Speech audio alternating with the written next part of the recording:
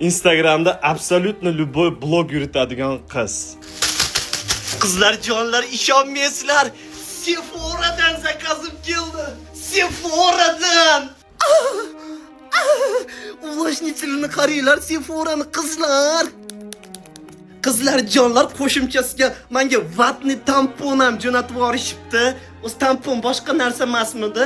O'rta! Qizlar, men shunaqa hayron qolyapman. Hozirgi erkaklarga bilasizlarmi? Menga bir qiz lichkamga yozibdi. Men erimni uyida turaman, ota-onasi bilan kuniga 2 mahal choy damlab beryapman, qiynalib ketdim deb yozyapti. Nima biz qizlar sizlarga qo'lmizmi? Erkaklar hozir abuser bo'lib ketgan. Abuser.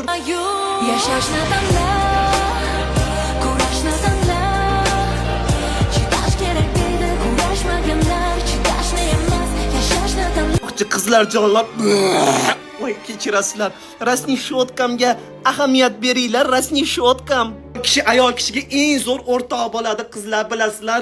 Men 8 marta turmushga chiqib, 18 marta ajrashgan psixolog sifatida Instagramdagi sizlarga aytaman.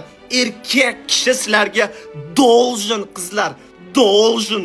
Agar sizlarga Bugatti Chiron oyiga 45 kilo tilla bermasa hamda qo'shni galaktikaga jo'natmasa sayohatga, unaqa erda nima keragi bor, qizlar?